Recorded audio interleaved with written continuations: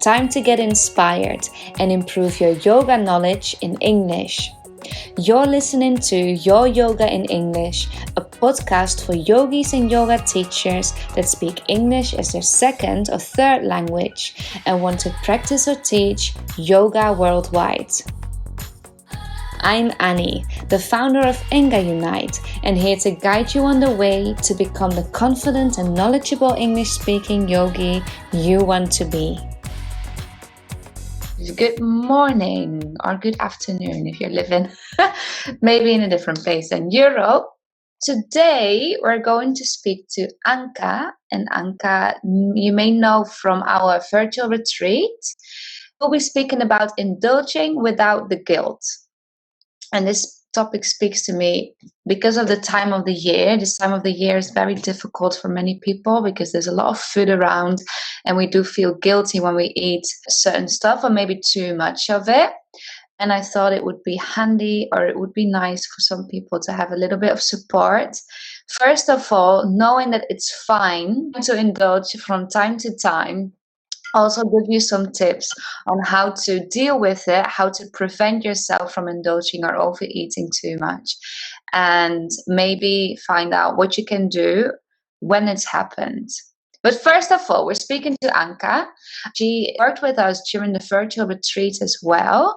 And if you're on Instagram, you might have seen her as Anka's Vegan Kitchen. Can you tell us a little bit about yourself?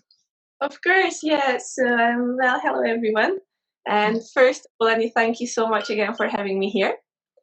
And so as Annie said, I've been living in Scotland for almost 6 years now, but I'm originally from Hungary. And I started Anka's Vegan Kitchen during the first lockdown actually this year because I've been quite into baking and cooking for a while now, and all the food just accumulated on my personal Instagram, so I thought why not start a little separate page about it. So I started to share recipes, and later when I do have a bit more time into it, I would really like to do some amazing things and grow over there. But for now it's really more just a hobby, sharing some vegan recipes and ideas. Well, I didn't know that you were into cooking so much. And when I saw your Instagram, I was absolutely flabbergasted because it looks so beautiful. And it looks like you've got some real cool and unique creations. Everyone that hasn't yet, check it out. We will also link it on later. But yes, that's why I wanted to speak to you too, because I know that you know more about food than just the recipes. And we will get to that in a little bit. Also, because in this group, we're all about self-development and yoga. And I would like to know the motivation for you to start yoga. So I've always been quite sporty. So moving my body has always been quite close to my heart. I used to do gymnastics from an early age. And I tried sports just for the fun of doing sports. And I think I stumbled upon yoga around the time I moved out here, and I tried to find a little balance, and I knew that yoga and meditation, those are the things you need to do. And so I just started off of YouTube, just finding a few people doing some instructional videos. I did find some of them a bit annoying, just the way they talk. But at the very beginning, I did fall into the trap of, I thought that, I used to do gymnastics. I'm flexible. I'm strong. I'll be fine. But soon I found myself in the trap of wanting to be very good at yoga, although I have just recently started it. So, it kind of went into that game of, well, I want to be better, but I don't want to have to practice more. So that really get over, because I really thought that, I'd be just great. But then I really don't do yoga just to be able to show off the nice poses. You do it for yourself. So that transformed a lot in me when I actually started yoga for myself and not for external validation. That's amazing. Yeah, it's very common. I think a lot of people start either what you said because they think that they'll be good at it and it will look beautiful, and other people they just want to become flexible and get into it. And it's like, oh my god, there's a whole new world that opens up when you start practicing and really get into everything around the asana, just the physical practice. The other thing, you moved to Edinburgh or to Scotland from Hungary. When you got there, did you already speak English or did you learn speaking English there? So basically, I learned English in school in Hungary from pretty much the beginning. So in a way, that was kind of lucky. But it was very clear when I arrived to Scotland that the English I was told is not really the English they speak here. And I'm not talking about, the accent, although that was really thick because first I moved to Glasgow. I don't know if anyone's Scotland before, but Glasgow has a very thick Scottish accent.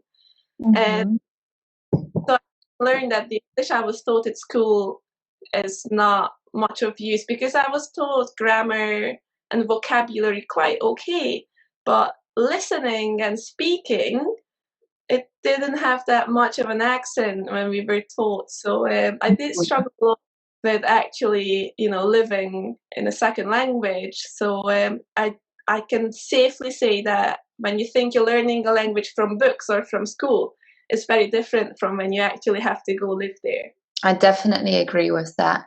And I think I see that as a teacher as well. I think I experienced the exact same as you did. I learned it in school. And then when I first started speaking, it was with my very first boyfriend. I had to look up everything because you learn certain vocabulary, but it's not the type of vocabulary you would use in your daily life. And I would literally just sit there with a translator on my phone and just type in the words and I show it. And it takes time. It does, but I think it's just so great when you push yourself outside of your comfort zone and you put yourself out there and you just have to solve things as you go because you don't really have another option. So I do like the fact that you just have to make it work. And it's like you just have to throw yourself in the deep end. And Roberta is saying it's totally different from the grammar and quiz you are taught at school. Absolutely, it's so different. We are very often taught how to be good at exams, and people are very good at passing exams, but they're not very good at using these in real life situations. This is a topic for another day. We will speak about language learning and how to apply the school techniques to your daily life, or maybe not at all, just turn it around. And going back to the topic of the chat, now, we all know that you are into cooking and especially into vegan cooking. Why did you start eating clean or eating vegan? So I went vegan almost 4 years ago now. For me, vegan started with, I don't know if anyone, it's quite popular. So maybe you've heard about Veganuary. It's kind of like a movement to promote veganism in a way of try it for January. Just try it for a month and see how you're getting on. And maybe if you want to get back to animal products, you get back to animal products, maybe just fewer. Or once you see how easy it is, as I did, I just went for January fully vegan. And then I was like, oh, you know what? Actually, I could do it forever. Not long before that, I turned vegetarian over the summer. So just a couple months before it. And for me, it was ethical reasons. I saw a video of how animals are treated, like the industry kind of just shocked me to be the source of it. So first I stopped eating meat. And then, once you start vegan lifestyle, you start researching about, you try to reduce all impact, then you start learning about all the other industries like dairy and egg, what vegetarians eat compared to vegans. And then once you learn the alternatives and once you see the abundance of things you can eat, then I just don't see the point of ever going back to those. And then obviously as an ethical vegan, I soon learned the other benefits of living on a plant-based diet, all the health benefits. They are endless. Like I've always struggled with skin problems, and going plant-based skin up a lot of environmental benefits of eating plant-based and trying to go local. So it all kind of binds together and just makes sense. Absolutely, I agree. There's a lot of benefits, and I think most of us do know about it. I got one tricky question. Do you know if there's any negative effects as well? I personally don't know. There might be. I mean, obviously, I wasn't looking for them.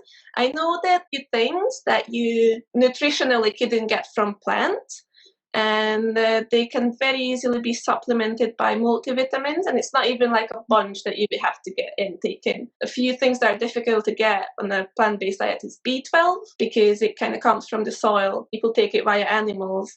But since we wash all the veggies, you don't really get it. So you can get it in a supplement. They supplement it even in some vegan products because they know you would eat it as a vegan.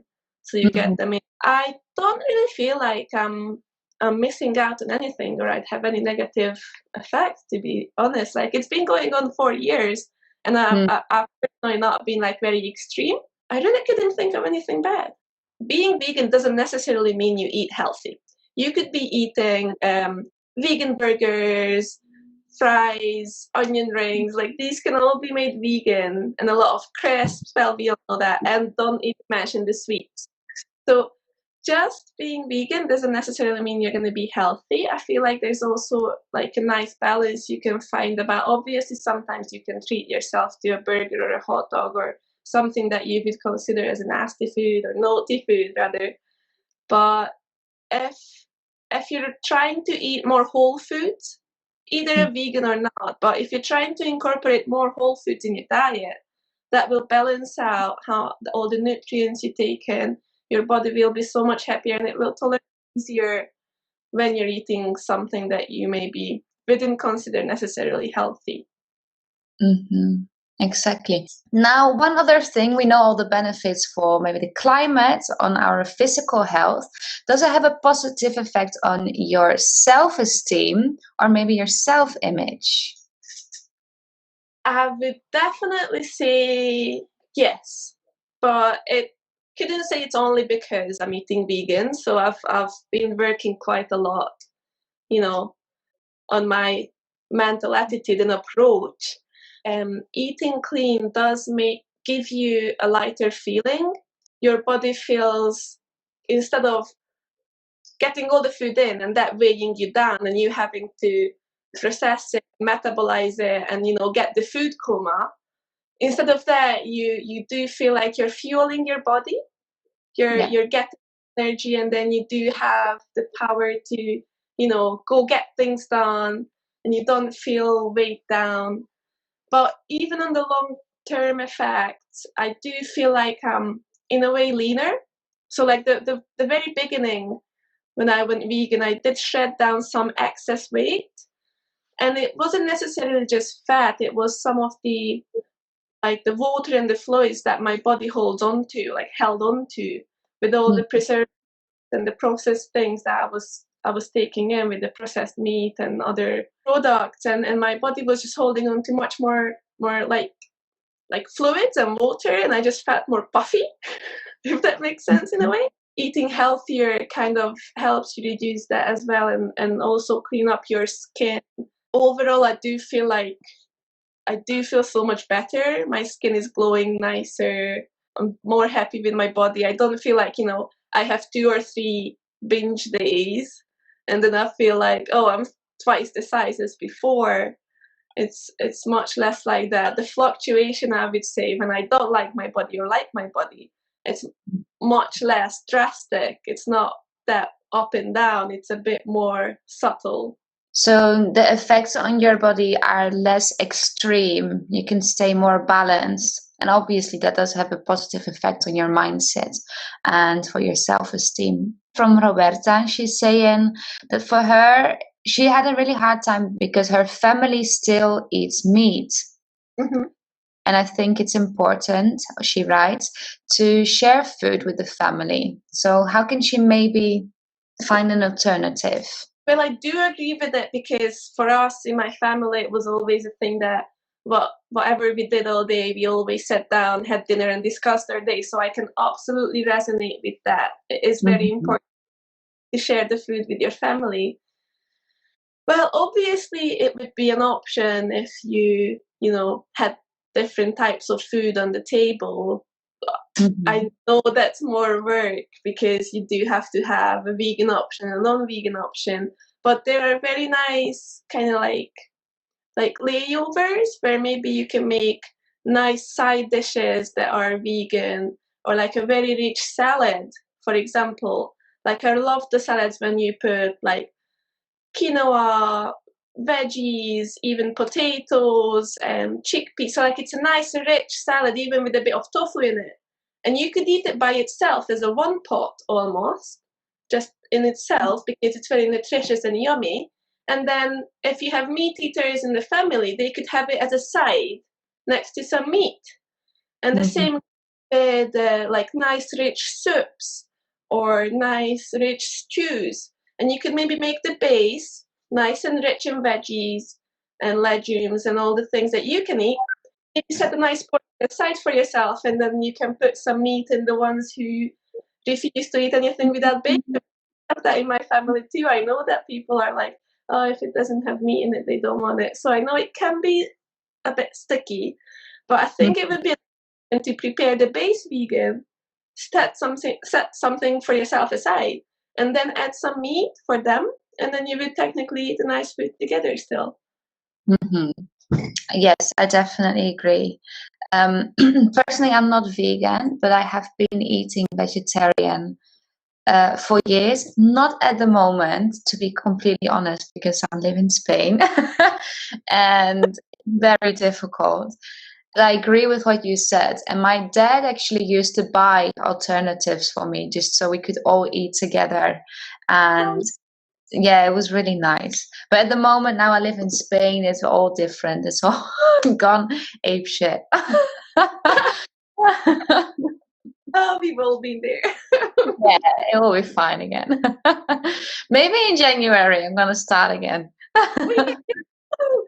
See, I just wanted to say that veganuary, like, maybe it's just a thing in the UK. I'm not sure. It's not just on social media or influencers trying to push it, but you can definitely see it on the products in supermarkets. Like, Mhm. in all the supermarkets, I see a significant increase in vegan products because more and more people are like, oh, you know what? January is usually the month where we're trying to get back in shape and be Mhm. healthy. So why not try being vegan? So there's actually a bigger variety you can choose from, and more alternatives. So it is actually like a great opportunity to start. Absolutely. I definitely agree. When I think about that, um, we spoke about mindset and the effects of eating clean or vegan on your self-esteem, maybe your self-image. Mhm. Now, this chat is all about indulging without the guilt, because during the holidays especially, but also when it's someone's birthday, it can be during any type of celebration, it can be even during that time of the month, and we often tend to have these moments of indulgence, feel super guilty afterwards.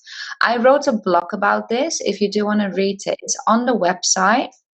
And I want to say one thing, because indulge doesn't have to do so much with what you eat, but more the feeling of being judged afterwards, whether it is by society or by yourself. So, how can we indulge during the holidays and any other type of day that it happens without feeling guilty? Well, when you first found me with this topic, I have to be honest, it did hit quite close to home because I think, unfortunately, a lot of us can say that we've had some problems with some sort or some degree of eating disorder. I'm sure we've all felt like, you eat too much, or maybe you just gone overboard and you really didn't have, and then you try to overcompensate with it. So honestly, I feel like this is something we can all relate to. Like, where does this come from? Like, why does it make us all feel so guilty? And then I couldn't help but think about diet culture. And I feel like it's just very important to take a second and realize that diet culture is a multi-million-dollar industry basically that is profiting off of making us feeling insecure. I'm not just saying us women, because I do want to mention that men are also held to unhealthy standards of beauty and looks and how they're supposed to have a body image.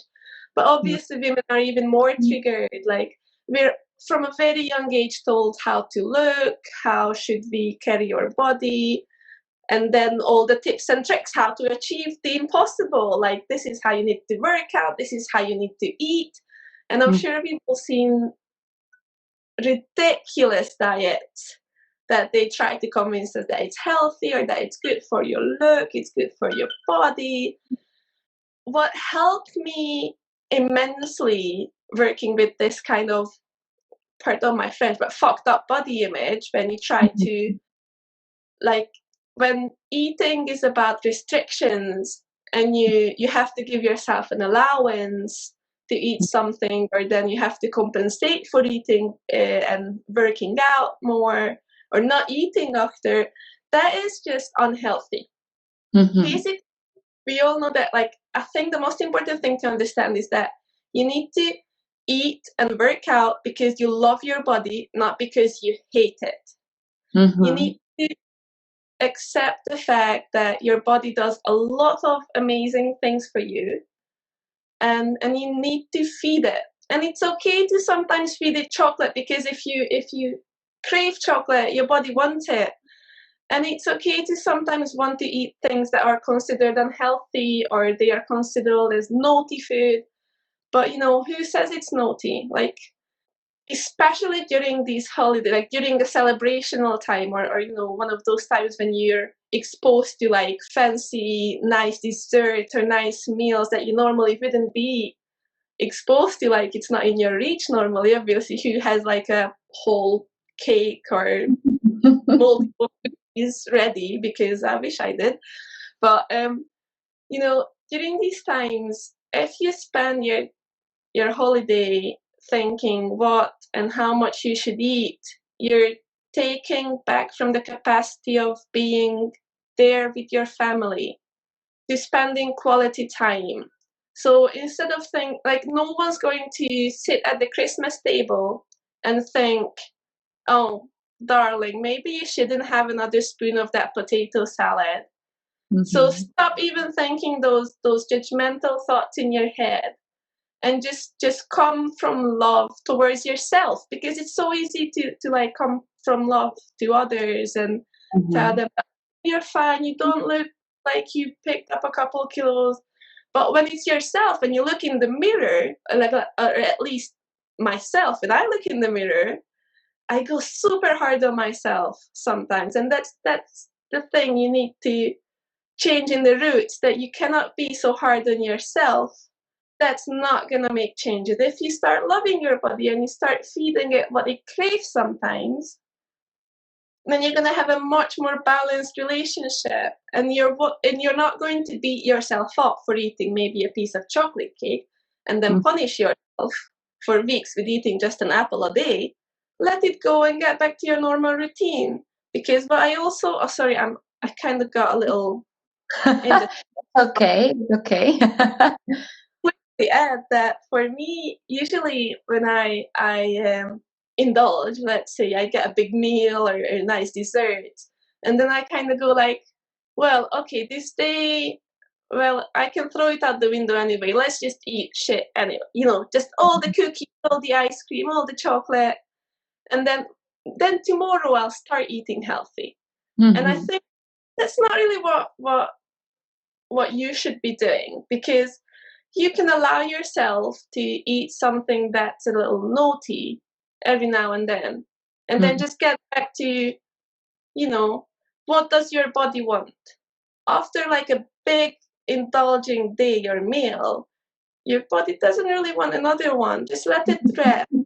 Give it like a Tuesday the next day, or just eat some fruits. Just listen to what it wants. I think that's the best thing maybe I can give as an advice. I agree with many things that you said, and I think a lot of people will recognize themselves in this. Um, for me, it's the same as well. I'm really, really hard on myself when it comes to my body, and especially when I'm speaking about my belly. And for years and years, I've dealt with really serious eating disorders. And that's why this topic really speaks to me, because the holidays are one of the most difficult days. And it's very easy, like you said, you're sitting at the dinner table or you're sitting with your friends and just counting how much you eat and being really hard on yourself. Okay, I can have this piece and not this. But thinking of this, like you said, really takes away from your experience and your time with your family. And also afterwards, it just becomes bigger and bigger and bigger.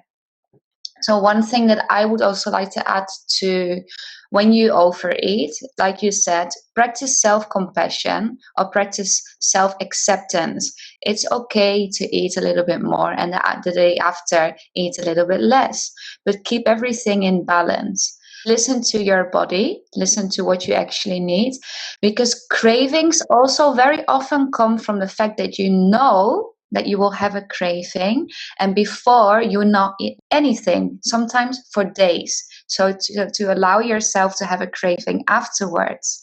And if you keep all of these things a little bit more in balance, your craving will be less. You'll feel less guilty, and the day after you can still eat a little bit, but just take it easy. Like these moments of fasting, unless you know what you're doing, are always going to be hell. It Yeah, will always trigger another craving afterwards. definitely.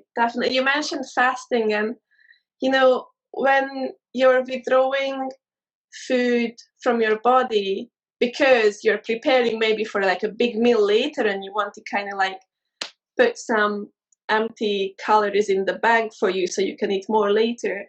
That is Mhm. really your body, because your body is a machine. Basically, if you're not fueling it, it's going to think that, oh, hold on, maybe we don't have access to food. And then once you eat a lot, all the food going through you and being metabolized and the energy used straight away, your body is thinking, maybe we're going to have another 3 days without food. I should maybe put some of the energy away. So Mhm. kind of working against yourself that if you miss out a couple of days with that intention. And also, but what helped me the most basically was just realizing that no one's going to stand up at my funeral and say that, oh, she's had the most amazing six packs, and, and the, no, like no one's going to credit you for like how you look is not that important. Your No. family and your friends, they're going to be like, oh, we've had such a great time always when we sat together around the meal. And Mhm. I think that's just so much more important to realize that all the energy that you put into like not liking yourself, you Mhm. could put that into loving yourself and giving more love out. So Mhm. Very true. And very often when we are dealing with problems like these, we do it to look better or to feel better towards others. And like you said, no one really cares because everyone is already busy enough caring about themselves. So if you weigh 2 or 3 kilos more or 3 or 2 kilos less, no one is going to really care about that. Also, the more energy you put on yourself, the way you look, on your diet, what you eat and what you don't eat, is energy that you can't spend on your friends and family. They see that, they notice that. So the better you are with yourself, the better you are for yourself, the more acceptance and compassion you practice, the more this comes back as well in your relationships with others. And that's what you do it for eventually. So maybe it's time to switch, to shift. Let's say we are at a Christmas table. These things happen because it's not something that you can just say, okay, well, I've heard this chat. Now I'm going to stop doing all of that. It's often something that has been in your mind for a long, long, long time. People deal with these things for years and years and years. What can we do if maybe it happens and we do really feel that guilt? What would help to sink into a sea or an ocean of guilt and shitty feelings? First of all, as you said, this is a very long process, and I wouldn't even like to say or give the impression as if I would be completely fine or not guilty Yeah. of the guilt feeling. So this is a long process of unlearning. I think that basically the very first step is just, even if you're there and you do notice these feelings, this kind of guilt, all these thoughts in your head, I think that the very first baby step that would be the most beneficial for you is try to maybe meditate on it, sit with it, think about why do you feel this way? What makes you feel of this food? Why do you think that you made a big mistake doing it? Mm-hmm. Find the root. Why do you give yourself so much hate? Like, you don't deserve it. You don't want to hate your body. You don't want to hate yourself. Figure out maybe, where does that come from? Is it really as important as I think it is? Is it really changing my life? Because, it comes to a point where it literally changes how you feel yourself, how you see yourself. Then you do need to, like, start taking steps back. But if you do manage to catch yourself in the middle of that thought and be a bit more conscious about it, I feel like you have a better chance of later catching yourself in the act or in the thought, and maybe stop it a bit sooner, and maybe take it a step back, or maybe just realize that it's okay to eat this much. This isn't actually that much as I feel like it, being irrational, because it happens a lot. So I do feel like being a bit more aware of why they come and where they come, instead of just jumping into the whirlpool of all the emotions and guilt and just self-loathe. That try to take a step back maybe and be a bit more rational, like, okay, how does this all work? Why do I feel like this? And I think is a good point. Just be mindful about it. Try to be conscious about it. Do like sit with yourself and meditate on it, but also write things down. I think for a lot of people, it helps to write and to really write down the actual thoughts that come up when these things happen. And like I said at the beginning, I think very often these feelings of guilt don't have anything to do with the amount you eat, don't have anything to do with your actual self-image, but it's programmed because society wants you to, or makes you believe in something. And it's the judgment really that you're afraid of. And that's, like I said, judgment by others, but also by yourself, because you have created this reality of it's not good to eat, it's not good to weigh so much, it's not good to have certain outbursts of moments of overeating. Because of whatever reason, we all make up our own reality. So one other thing that I would like to add to this as well is find out for yourself what's real and what's something that you have made yourself believe, because there also is a big difference.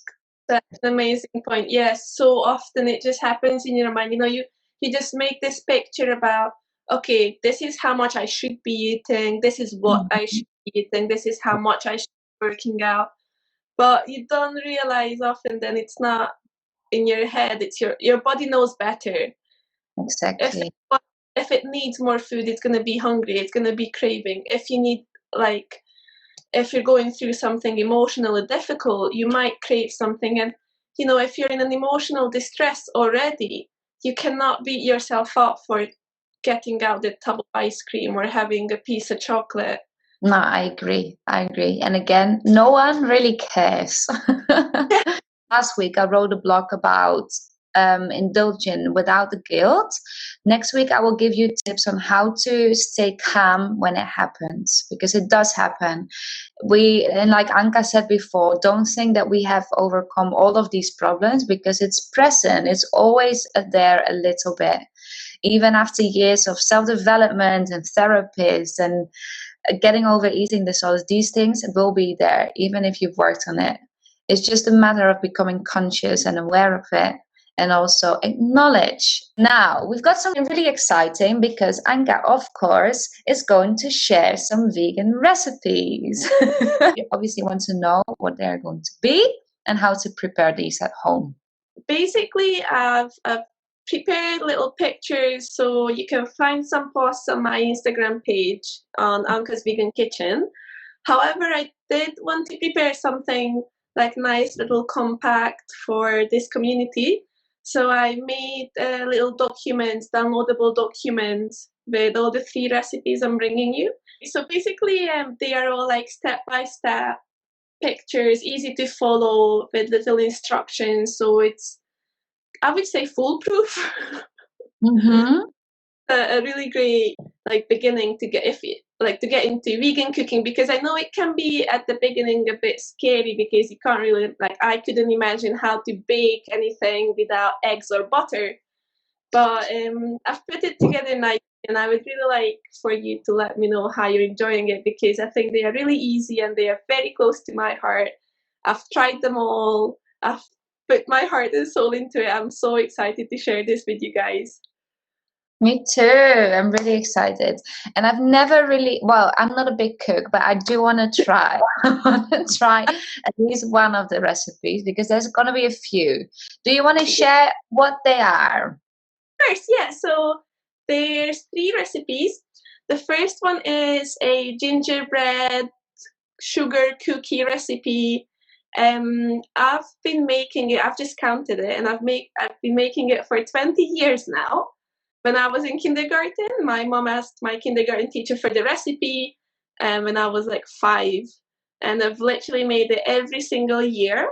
And then I had to face the problem when I went vegan, what to do. And then I veganized it. So I've been making it ever since. And it's my favorite recipe of all time. I know it by heart. Best cookies ever. Then I'm also bringing you like a full, complete Christmas dinner with a Wellington type roast, some roasted vegetables, and a nice gravy, a nice, really good thick gravy. The recipe I brought is just a Christmas dessert, like a little log cake, like a black forest rolled up log cake, and I think it's also very exciting. I also show you a little trick how to decorate it to make everyone surprised and get the wow factor out. So I think it's a really nice full vegan menu, actually. It sounds like it. That's amazing. I'm so grateful for you sharing this with us because it's so exciting. And like I said, if you are not following Anka on Instagram, please do. Her pictures and her creations are amazing. You'll be mind blown and from experience. And yeah, absolutely amazing. So the recipes will be uploaded here in the group, also on the website in the blog, and we will try. And I will send it to you in an email. So if you haven't registered or if you haven't subscribed yet, please do. This way we make sure that you get it to your email. You can't escape them. You can. It will be everywhere. If you do make them, please send Anka your pictures because we'd love to see how you do, how you get on with them. Yeah, definitely, please. That's the most exciting part about it. Yes. Amazing. Do you have any tips and tricks in regard to making these things at home? What do people need or what do they need to know?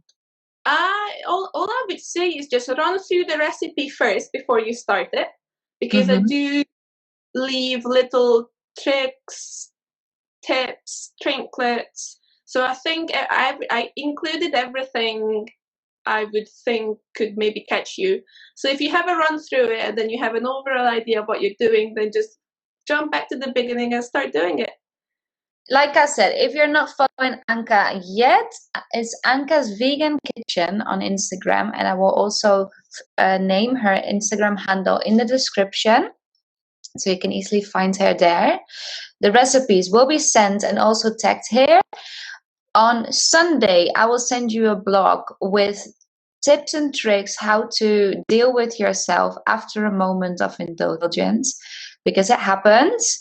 Uh, Again, all I can say is thank you for involving me and having me here. Like, I really enjoyed you picking my brain, and I find that it's so good to think about these things sometimes, because as we said, they are like long time habits. So Yeah. usually not even conscious at all. It just goes in the unconscious. So I did really enjoy having to think about this before this time comes, because we're all prone to this. And also, I just want that I feel like there's a great wave of body positivity spreading on social media after and alongside all the unhealthy and negative standards as well. So I feel like if you do struggle with things like this, it's a great step to start following people who advocate loudly and unapologetically for real bodies.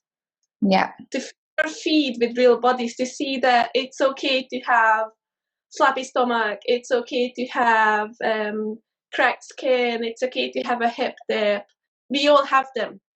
And just to realize that a couple post pictures don't make these influencers perfect. They just know how to show themselves. So I do feel like when I started to fill my Instagram feed with these real women, it did help me a lot, feeling better about myself in a way.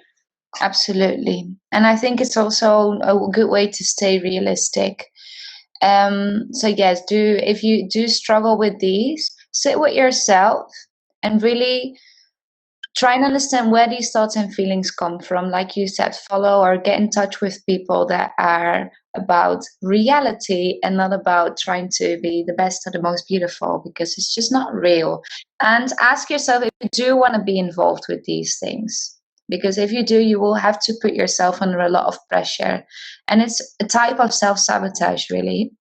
All these things, good point that you mentioned is actually, all these things will also come back in the challenge that we start on January 11th, a little bit longer than a week after after New Year.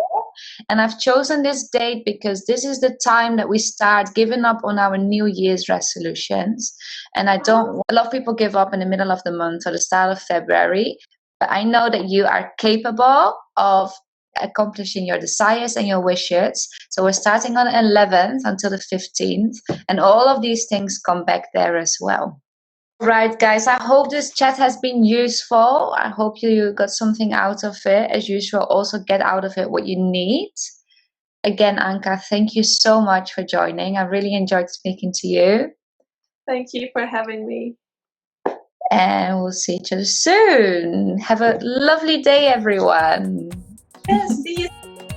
You listen to Your Yoga in English, brought to you by Anka Unite, a unique online learning platform for non-native English-speaking yogis and yoga teachers.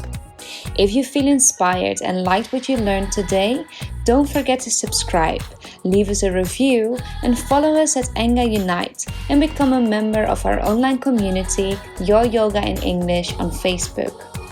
Practice, rest, repeat, and all will come.